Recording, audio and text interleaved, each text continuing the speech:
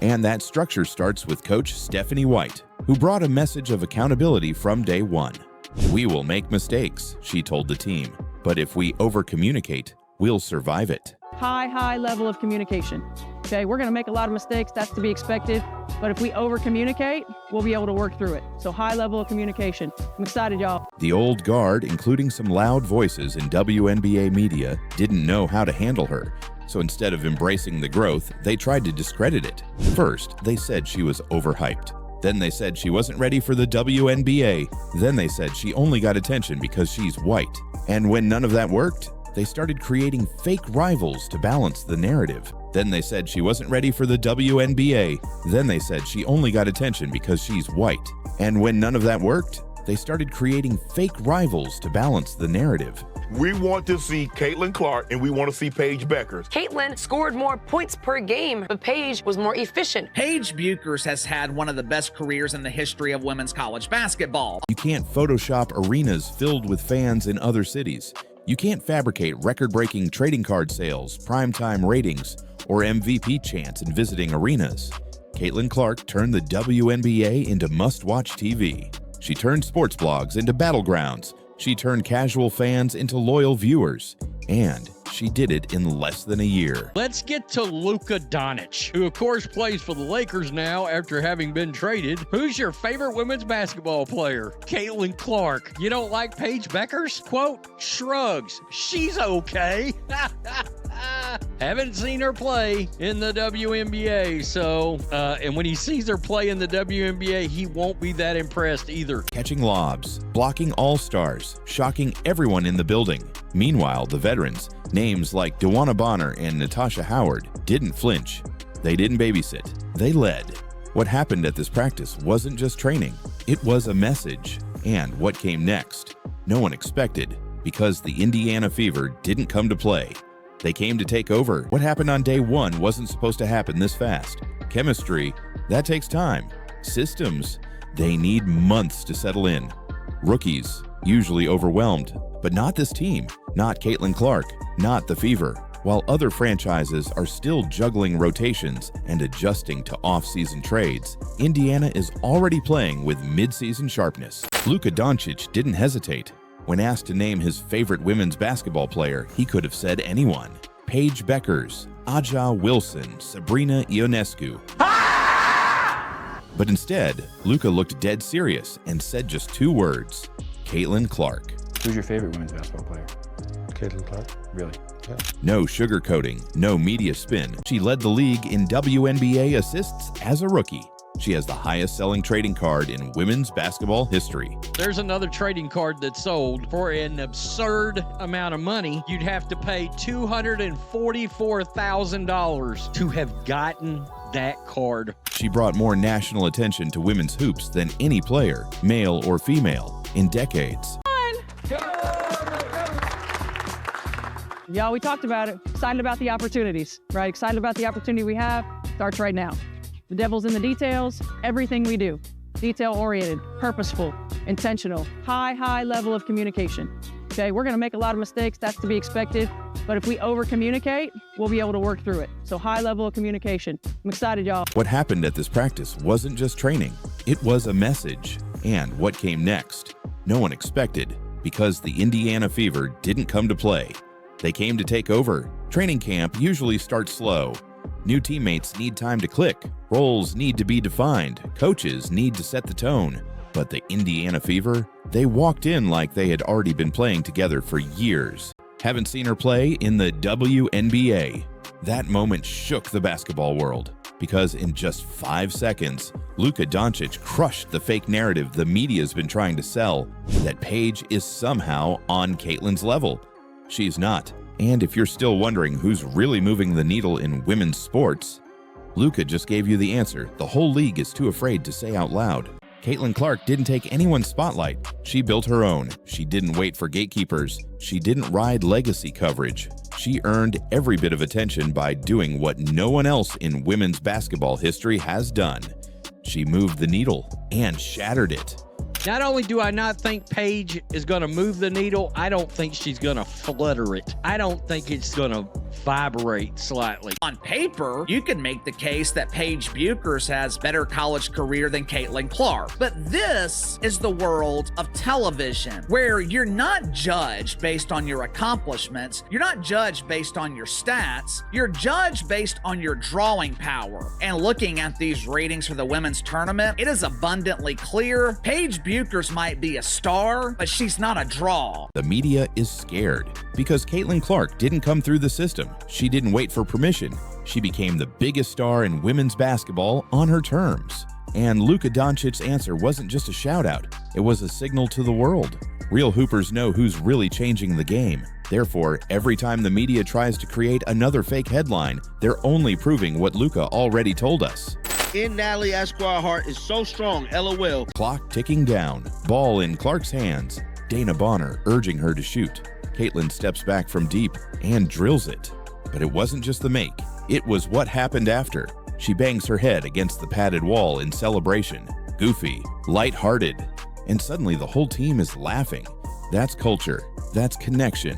It's rare to see a team this unified on day one, but that's what makes this dangerous. Because the Fever aren't just getting along. Brianna Turner, once labeled a risky addition due to a resurfaced tweet, has done the exact opposite of what critics expected. On the first day, she and Caitlin executed a flawless pick and roll that ended in an easy finish. No tension, no ego, just clean basketball. Turner even said it herself. Caitlin hasn't even hit her ceiling yet. I'm excited to watch her grow. And of course you have Caitlin, she had such a phenomenal rookie season, so many great accolades. But Caitlin didn't get a break. She finished the most watched college game in history, then flew straight to the WNBA draft. She had no rest, no soft landing. She was thrown into the fire and still led the league in assists. Paige is entering a league that Caitlin rebuilt, and somehow the media is already making excuses. It doesn't stop there. Some outlets even tried to frame Caitlin's fan base as toxic and problematic, claiming only one group is responsible for hate and harassment. Aaliyah Boston, already a two-time All-Star, was grinding through defensive rotations. And right behind her, Michaela Timpson, the rookie who stole the show. 6'2" with a 7-foot wingspan. That's already scary. But when she blocked Boston, yes, blocked the Rookie of the Year, the entire gym reacted. Not because it was disrespectful, because it was real. Timpson wasn't there to be a background player. She was there to earn a spot, and every player saw it. You could feel the tension. 15 players, just 11, maybe 12 roster spots. Because the truth is, Caitlin Clark's rise has broken the old rules.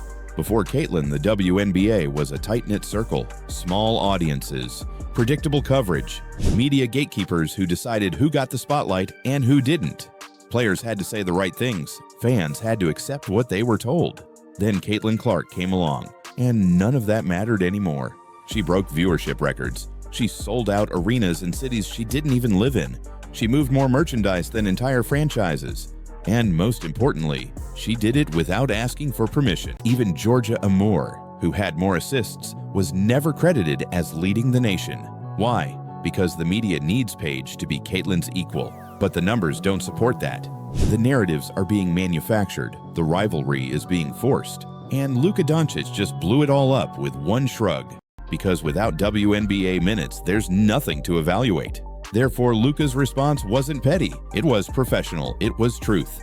And it forced fans to ask the question the media keeps avoiding. Why are we still pretending Paige Bueckers is on Caitlin Clark's level? But Caitlin has. And she's only getting started. That's why this matters.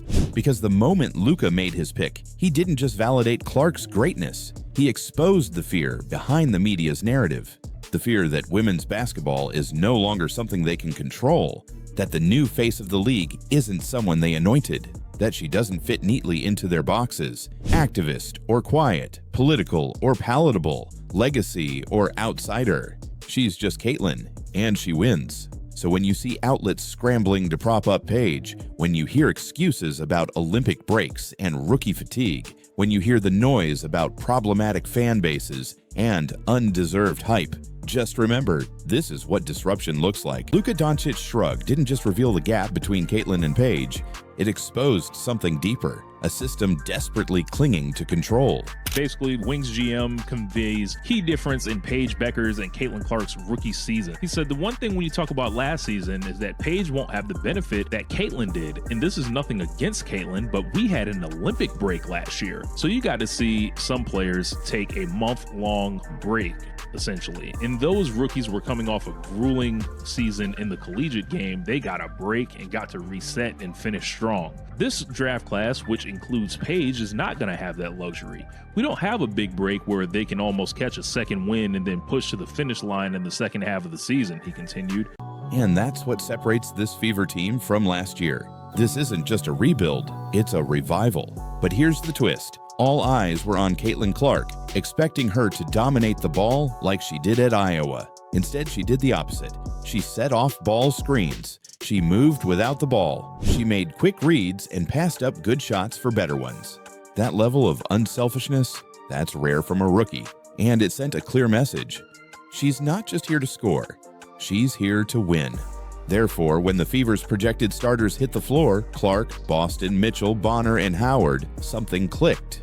Spacing opened up, rotations tightened, plays flowed, and the rest of the WNBA, they started to worry. Quote, perhaps it's because, unlike Clark, Beckers has always been outspoken about issues off the court, Thomas wrote in a Guardian article. At the 2021 ESPYs, Beckers was named the College Athlete of the Year. She used her acceptance speech to celebrate and honor black women in particular. In Beckers' famous ESPYs speech, she used her platform to recognize those who didn't get the same recognition as her, specifically highlighting black women. While Black America cheered Beckers, it seemed like mainstream white America, a demographic once viewed her as, in her words, a media darling, weren't signaling out her praises. Is it a coincidence, or maybe because her injuries have made people forget her greatness as an athlete? But she's back from injury, and now why aren't people focused on Beckers as they were Clark last year when she was tearing up college basketball? Maybe if Beckers had delivered a more vanilla ESPY speech, things would be different. Suddenly headlines everywhere. Is Paige better than Caitlin?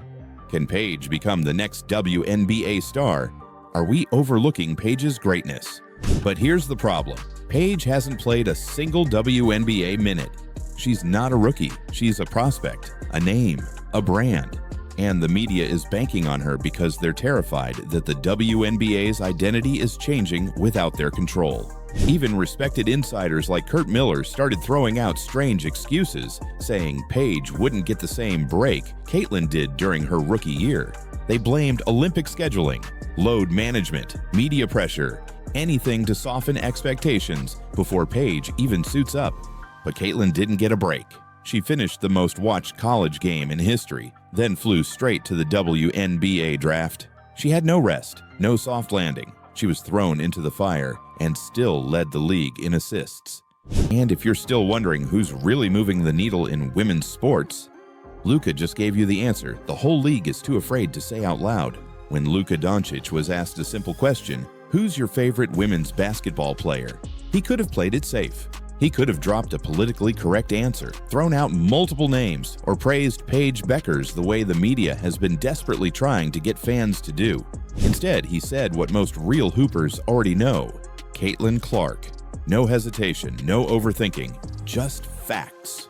He was asked about his favorite women's basketball player. Listen to this. Who's your favorite women's basketball player? Caitlin Clark? Really? And when the reporter followed up by asking about Paige Bueckers, Luka didn't flinch. He shrugged. She's okay. Haven't seen her play in the WNBA. That's it. That one moment exposed everything. You know, like Paige Bueckers? No, she's okay.